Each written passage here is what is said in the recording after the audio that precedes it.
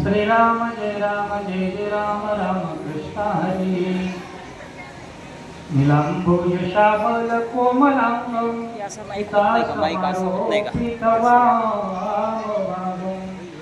पानो महासायकचारुचापं नमामि रामं रघुवंशनाथं सीतारामचरिताति पावन असा होतंय का हे तसा हे असा त्याच्यासारखा बसा इथं बसा की संत श्रेष्ठ हनुमंतरायाला बसा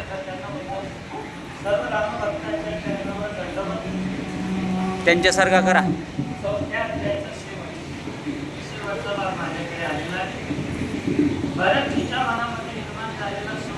चौथा कसा पाचवा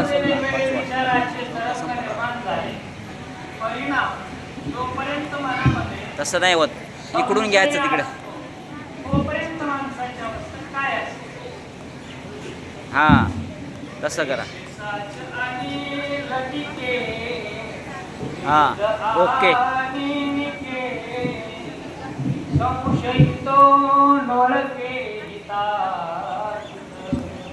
काहीच त्याला कळत नाही काय आहे तर काय आम्ही नियामक राजा आहोत धर्माचं पालन करणारे आहोत आणि माझ्या या नगरीच्या वरून जर एखादा उद्धतपणे जात असेल त्याला शीख लावणं माझं कार्य आहे म्हणून राज ऋषी भरतांनी आपल्या जवळ काय केलं तो धनुष्यात मधला बाण काढला बाणावर नाम आहे राम नामांकित असलेला बाण घेतलाय आणि तो धनुष्याला जोडला जोडून सोडण्याचं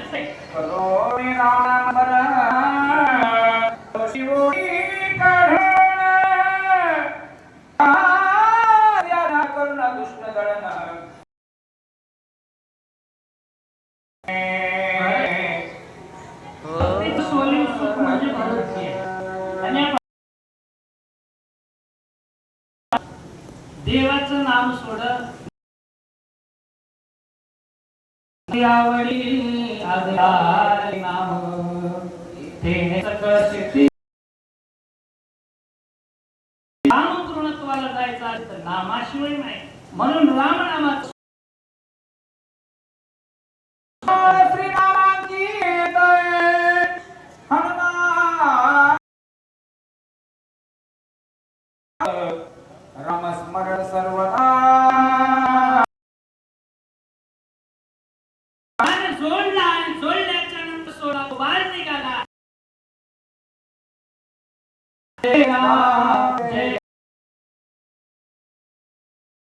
बाण त्याची निघतो ज्या अर्थी बाण निघतोय बाणाचं केलंय पुन्हा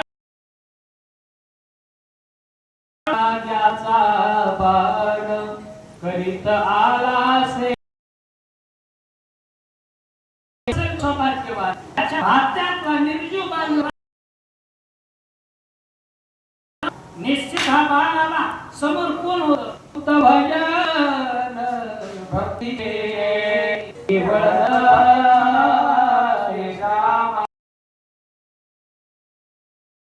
समोर पाहिल्याच्या नंतर बाणाला सुद्धा विचार आला की आता मारण्यासाठी आलोय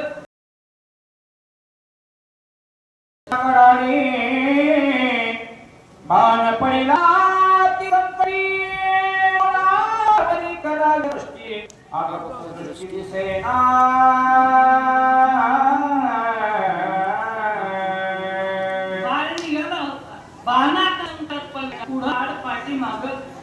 अशा दोन अवस्थेमध्ये बाण आहे मी पुढच्याचा घात करण्यासाठी आलो होतो पण समोर हरिभक्त परायण दिसतोय ना मग त्याच्यावर मी वार कसा करायचा असा प्रश्न निर्माण झाला आणि अतिशय संकटामध्ये बाण पडला परतोडी जावे जरी येथून भरत दंडीर संपूर्ण कपीस करावे करणार तरी आसी स्मरण श्रीरामाचे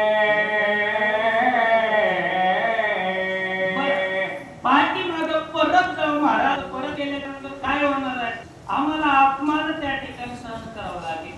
आम्हाला त्या ठिकाणी निर्जीवाला सुद्धा अपमानाची भीती आहे. मग आपण सजीवाने हरिभक्त परायण म्हणून घेणारे मान पान या गोष्टी झाल्या पाहिजे. आणि मग तो बाण म्हणू लागला समोर त्याला शलावी तो कोण आहे? जो भक्ती सुखाचा सागरू भजन धर्मासी अधिकारू. भजन धर्मामध्ये अधिकार ज्याचा आहे सद्गुरू आहे तो हनुमंत आहे. त्यांना कशी शिक्षा लावली असा विचार बाणाने केला. भरत श्रीरामाचा निज भक्त कपी सप्रेम राम सरत माझा नचले पुरुषात बाण विस्मित विचारी. परत दोन्हीकडून संकटात पडलेला तो म्हणू लागला भरत कोण आहे? साक्षात भक्ती म्हणजे भरत आहे. आणि त्यांचा अनुनय करणं, त्यांची जी इच्छा आहे आज्ञेची उल्लंघन करणं म्हणजे मला त्या ठिकाणी स्वामीचं उल्लंघन केल्यासारखं आहे. हे घडणार नाही. आणि समोरच्याकडे जावं तर निश्चितच ज्या भजनाशिवाय त्यांचा एक श्वास सुद्धा जात नाही त्या हनुमंतावर वार कसा करावा विस्मय भरताची आज्ञायसी जे दंडावे अति दुष्टासी दुष्ट न म्हणून कपीसी रामस्मरणे शिडुल. भरतांची आज्ञा दंड करायचा आहे. दंड करणं हे माझं कर्तव्य आहे. त्या कर्तव्यापासून परामुख होणार नाही.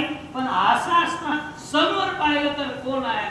तुम्हारे भजन राम को पावे जन्म जन्म के दुःख विसरावे. भजनाशिवाय दुसरं ज्याला काही सुचतच नाही असा हनुमंत आहे. भांडता कांडता हरी बोला राक्षस मारायचा तरी जय श्रीराम म्हणूनच कर्तव्य करणारे हनुमंत आहे. त्यांना कशी स्वामीच्या आज्ञेचे उल्लंघन न खरे सात्वाज्ञासी विचळे ऐसे विचारोने वाढे गोडे चरणाकडे त्या बाणाला कळत होतो महाराज बाण म्हणू लागला की समोर संत दिसायला लागला. संत पाहिला की आम्ही हेच करावं. देवा संत नमस्कार ना घडे तरी पूजिजे देवा सोनी के निंदिले धनुर्धरा अर्जुना जर वाचा बरं तुमच्यासारख्या असतात सांभाळून घेतात. सोन काय करायचं? संत दिसते गालिया संतासी असणे काय न मनानं त्यांची पूजा करावी हे आमचं कर्तव्य आहे. बाण म्हणायला लागलेला आहे. धैर्या सज्जनाचे पाय अपजय कधीच न होय स्वामी कार्य सिद्धिदाय विजयी होय त्रिलोके. सज्जनाच्या पायामधली ताकद आहे. सज्जनाच्या पायाला धरलं की जगामध्ये सगळीकडे अवघायने प्रकाश.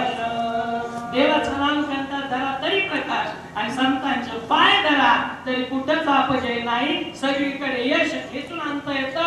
म्हणून आता फक्त या हनुमंतरायाच्या चरणाला ऐसा विचार करोनी पूर्ण पायी मिठी घाली बाण स्वयं विस्मित कपिनंदन बाण कोण कोणाचा. असा विचार मनाच्या ठिकाणी केला.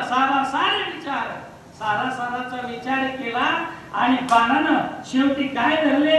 पाय धरले. पाय धरल्याच्या नंतर हनुमंताने विचार केला समोर येणारा बाण एक तर नरबीचा घोट घेत असतो नाहीतर हृदयाच्या ठिकाणी हृदय छिन्न करतोय.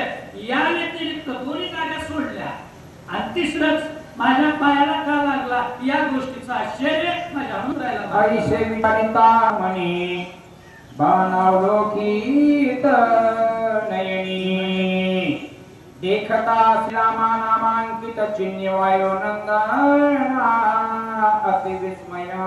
पायाला लागलेला बाण नवल वाटल्याच्या नंतर हनुमंतराय म्हणले बघूयात तर बाणाकडे. आणि पाहिलं रे, पाहिल्याबरोबर काय होतं त्या बाणावर राम राम राम अक्षरे होते. अहो जीव अक्षर जर उलटी मध्ये तर किती ताकद आहे, ऐका नाही. मारा मारा या उत्तरी दोक्षरी राम रामा ही जर अक्षर म्हटली तर राम म्हणता रामाची होई जे मधी कधी पदवी हे सामर्थ्य ज्या राम नामाचा बाण होया अतिक्रमयाचा साष्टांगे नम करिता होय राम भावाचे विचारवान संतच कोणी नाही. संत ते विवेका विवेक म्हणता हनुमंतराय म्हणू लागले का आता हा राम नामांकित बाण आहे आणि प्रभूचं नाम याच्यावर कोरलेलं, याचा अतिक्रम करायचा आहे. ते जसं म्हणला तसं वागायचं. रामाचा बाण काय राम काय मला समान आहे असा विचार. कपिबाकांक्षी बाणाचे वचन तवा तो भोले ना संपूर्ण पाहू आदरिले त्याचे चिन्ह तव तरी बाण ओढीत. याच्या मनातली इच्छा जाणून घेऊया. कपी आकांक्षी बाणाचे मनोगत. या बाणाचं मनोगत काय जाणून घ्यायचं आहे. पण बाण शेवटी कोण आहे? निर्जीव आहे. बोलणार कसला? बाण बोलत नाही, पण त्या बाणाने कृती करायला सुरुवात केली. हनुमंतरायाच्या चरणाला धरून खाली खाली खाली खाली ओढत आणू लागले. उदया येईल दिवाकर म्हणून सौमित्रासी रघुवीर घेऊन आला मद समाज बाण सत्वर तेथे ओढी.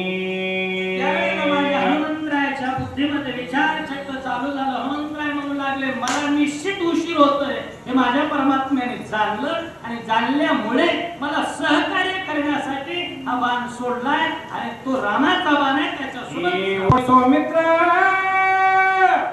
वधान्याद सशील करुण विभीषण राज्य धरस्वे सत्वर येथे आला.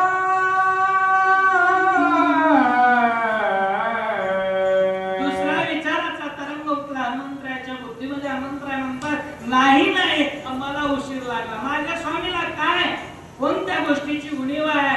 रावण मारला, मारून विभीषण गादीवर बसवला आणि परत इथपर्यंत मला नेण्यासाठी आले. एवढं कार्य केलं. पुस्तक सर्वता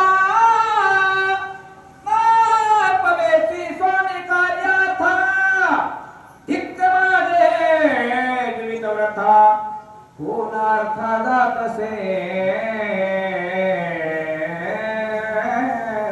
ही संतांची नम्रता आणि लीनता आहे का नाही? हनुमंतरायासारखं पुरुषार्थी हनुमंतरायाची दुसरी उपमास देता येत नाही. पण असं असताना सुद्धा काय म्हणू लागले मी नपुसक. मी स्वतः कोण आहे? अपुरुषार्थ माझ्याकडे नाही, नपुसक आहे, षड आहे मी. माझ्यामध्ये ताकद नाही. ज्ञानोबा एवढे महान त्या ज्ञानेश्वरीचं वर्णन करत असताना सांगितले अपार कैसे निकवळावे ते महातेज कवने जवळावे गगनमुठी सुहावे मशके. मूर्ख आहे एरवी तरी मी मूर्ख. मग स्वतःला मोठी माणसं लहान समजतात. तसं हनुमंतराय म्हणू लागले मी पुस्तक आहे. ऐसा झाला अति दुखी सवेची बाणा ते अवलोकी तव तो ओढी अधोमुखी. बसा. एकाएकी सत्वर. असा हनुमंतरायाने विचार केला. हनुमंतराय पाहू लागले त्यावेळेला ते बाण त्यात ओढू लागला. हनुमंतरायाला कुणीकडे अयोध्येकडे त्या ठिकाणी खिचत आहे. कार्य न साधे माझे वेगे करीन देह पतन म्हणून कृपाळो रघुनंदन सत्वर बाणा पाठविला. माझा किती दयाळू आहे, दया घन आहे, परमात्म्याला वाटलं असेल. माझ्या हनुमंतरायाचं कार्य त्या तरी शंका येईल, दुःख वाटेल आणि त्याचा पाठवलाय. आता असो कणे निश्चित विलंब आता जास्त विलंब करायचा नाही, वेळ गवळायचा नाही. तसं वेदशास्त्र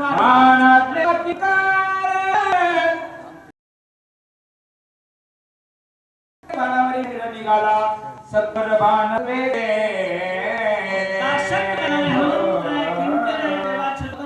बाणावर शरीर टाकलं, बाणाच्या पाठोपाठ पुढे देखिना नंदीग्राम रचनाती मनोरा भक्तोत्तम भरत देशे. समोर आल्याच्या नंतर पाहिला अयोध्येचा प्रांत पाहिला. काशीहुनी ते वही अयोध्येची नवाई. नवरात्रीचा काशीपेक्षा श्रेष्ठ असणारी सप्तमोक्षपुऱ्यामध्ये प्रथम क्रमांक जिचा आहे. त्या अयोध्येमधलं पाहिलं वातावरण जी 4 वेळेस वैकुंठाला गेली, ती अयोध्या पाहिली. टक्कमक्क हनुमंतराय पाहू लागले. एका जनार्दना शरण दोहाची भेटी अति गहन. दोघे प्रेमळ संपूर्ण, दोघे दोळीपण विसरती. काय ते भेटीचं महात्म्य आहे महाराज. सज्जन को सज्जन मिले हो गई दो दो बात. पुढचं म्हणायचं नाही. तसं दोघांची भेट आहे, 2 संतांची, आणि त्या संतांच्या भेटीचं महात्म्य सांगितलं तुकोबर आहे. तुका म्हणे त्यांचे भेटी होय संसाराची तुटी होते. त्या भेटीत त्याला म्हणायचं संत वेग, आणि संत वेग नंदीग्रामाच्या ठिकाणी होऊ लागले. जनार्दना कर्पुळ जननी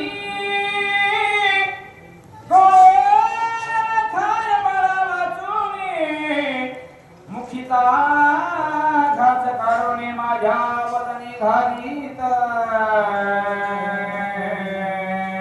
नात्रायाचं वर्णन करत असताना गावबा काय म्हणतात, माझी गुरु माऊली किती श्रेष्ठ आहे. जी खरी माया आहे ना, ती खरी माया काय करते, गोड घास आहे ना आपल्या लेकरासाठी जपून ठेवते, आणि गोड घास असलेला आपणच खाते. तिला दूध माय म्हणायचं नाही तर सावत्र माय म्हणायचं. खऱ्या माईचं वर्णन ना गावबा काका करतात. हे अत्यंत खावणीने त्याचे मुखी घासणे न खाता पायावरी बळे पाळणे घास कोंदणे मुखा माझे. काय म्हणतायत, जे बालक खाऊच शकत नाही, खाण्याची ताकद त्याच्यामध्ये नाही, पचवण्याची ताकद नाही, त्याला ज्ञानोबा सांगतात. हे सायास स्तन्य न सेवी जे भगवान ने केली देवी. जे सायाचं स्तनपान करू शकत नाही, त्याला पक्वान घालणं उचित नाही. तसं माय म्हणते, माझं बाळ त्याला जसं पचेल तशा प्रकारचे छोटे घास भरवले पाहिजे. तसं माझ्या गुरु माऊलीनं माझ्यासाठी वांदेसी हे नकळे चिन्ह गाणी जाणे वेदान कृपाळ देवा जनार्दन जया विधान विश्वनाथा. वेगळेपणा दाखवलाच नाही. इथं भेद आहे का नाही. जनार्दन माऊली तसं एकनाथ काय, जसे एकनाथ बाबा तसेच आमचे गावोबा काका. जी वंद्या आहे वंद्या, त्या वंदेला लेकरूबाईचं महत्व त्या ठिकाणी कळत नाही. तशी म्हशी मारली हो, आणि मग त्या ठिकाणी माझी माय एकनाथ बाबा यांनी माझ्यासाठी गोड रामायणाचा भाग माझ्या मुखात घातला. श्रीराम कथेची नवाळी हे सदाशिवाची जपमाळी. सदाशिवाच्या मुखामध्ये जे नाम आहे ते माझ्यासाठी घातलं मुखामध्ये, म्हणून मी धन्य आहे गुरुमुळे. ब्रह्मादिक पुत्र झाली हे ब्रह्मांडे सृजिले तिच्या कर्मे तुने मानले मदते चाले लक्षणा.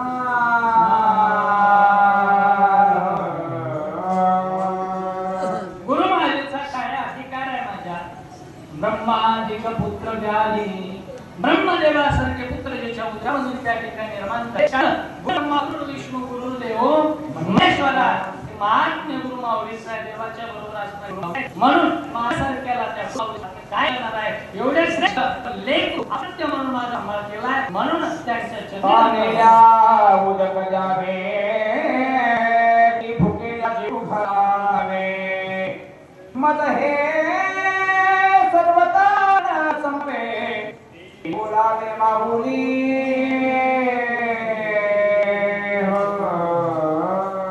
एकाला अपत्य आहे, त्या अपत्याला तहान लागली का ते कळत, त्याला भूक लागली हेही त्याला कळत नाही. पण लेकराची तहान आणि भूक जाणणारी कोण असते? आई असते. आणि बरोबर त्या वेळेला काय पाहिजे त्यानं कसाही सुरू काढू द्या, बरोबर ती ओळख द्यायला तर त्यांना भूक लागली आणि त्याप्रमाणे त्याला मंत्र करते. तशी माझी याशी काय करू आता जन्मोनी झाला अकता किती याची करू चिंता काही सर्वता जाणे ना.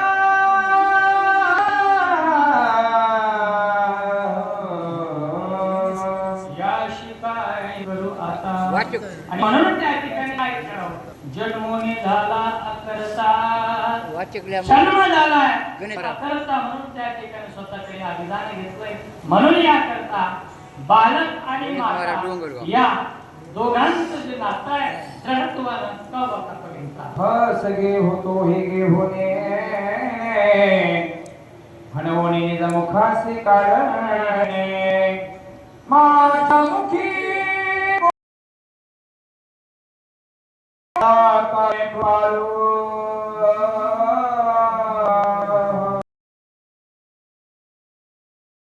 मुखामध्ये कालावेचा आनंद नाही ना, पण त्याचं योग क्षम वाहण्याचं काम मी कोण करते की आई करते. तुळस राम कथा माऊलीसी घास गोड घ्या आळी आल अवचिता काही सर्वता जाणे.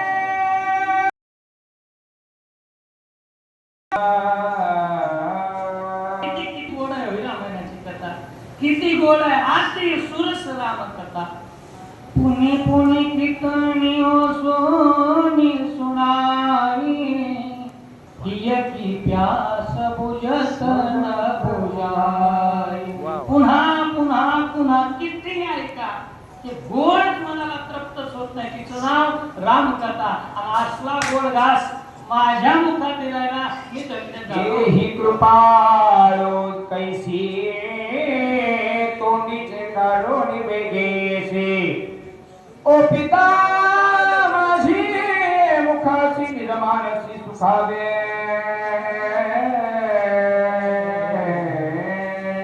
म्हणून जे गोड आहे, काय गोड आहे, अमृताहुनी गोड नाम तुझे देवा. ते गोड असणारे नाम स्वतःसाठी ठेवून घेत नाही. जीवितो आरस वाटवाटी आणि हा रसवाण्याचं काम पुन्हा केलंय आमच्या सदगीर गुरुजींनी केलेलं आहे. कारण उत्तम असा पुरुषोत्तमाची संधी साधून त्या ठिकाणी आणि ती संधी साधण्याचं काम केलं. सर्व राम भक्ताचं दर्शन सुद्धा घडलं. जी माणसं मी तुला पाहतो बऱ्याच दिवसाच्या नंतर यांच्या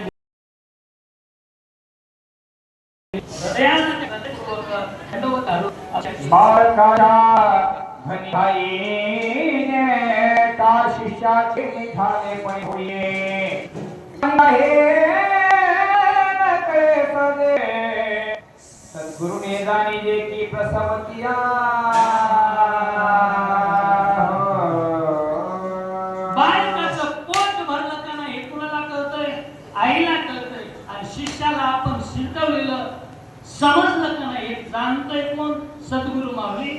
माझी गुरु माऊली नाथ राय त्याचे सर्व जाणलं आणि माझ्या मुखाती रामकथा सोपवली. एका जनार्दना शरण कपिरामाज्ञा धरून अनिलापण गोड कथन पुढे आयसे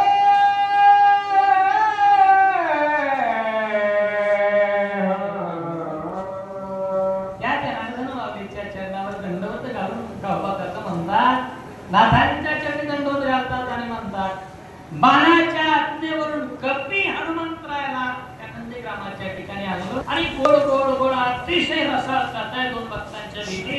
भक्ती काय, ज्ञान काय, वैराग्य काय, त्या सगळ्या गोष्टी त्या भेटी मला आपल्यासमोर उखलवत आहे.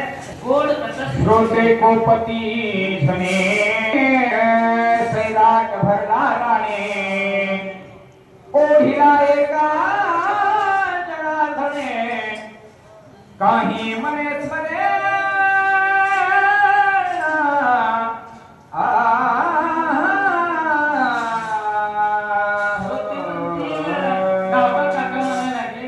श्रोत्यांच्या मनामध्ये एक भाव उत्पन्न होईल.